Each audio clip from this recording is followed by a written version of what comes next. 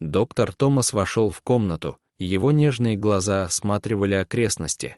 Воздух был тяжел от страха, и из угла донеслось одинокое хныканье.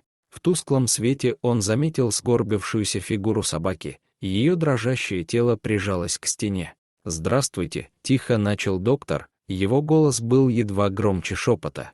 Уши собаки насторожились от этого звука, но глаза по-прежнему были полны страха. Не испугавшись, Томас сделал медленный шаг вперед, стараясь не напугать уязвимого пациента. Каждым осторожным движением доктор передавал невысказанное послание доверия и сострадания. Он понимал, что для установления связи нужно больше, чем просто слова.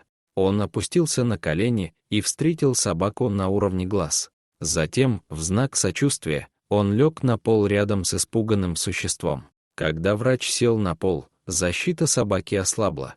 Томас расположился спиной к углу, образуя защитный барьер с одной стороны. Напряженное поведение собаки ослабло, поскольку она почувствовала, что доктор был рядом, чтобы защитить и поддержать. Сделав следующий шаг в установлении связи, доктор полез в карман и вытащил пакетик с вкусностями. Он аккуратно проложил дорожку из угощений, ведущую от угла, оставляя собаке путь для исследования.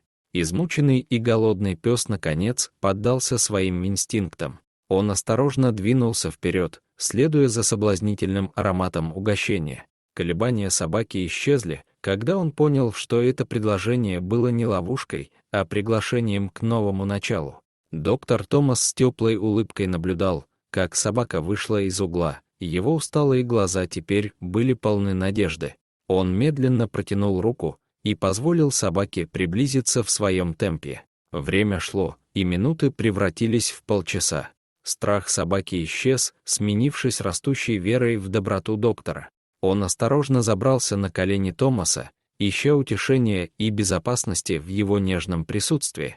Некогда подвергнутое жестокому обращению и недоверчивое существо нашло убежище, место, где страх мог превратиться в радость. Собаку даже разрешили целовать и гладить. Дорогие зрители, если вам понравилось это видео, то ставьте лайк и подписывайтесь на наш канал. До свидания.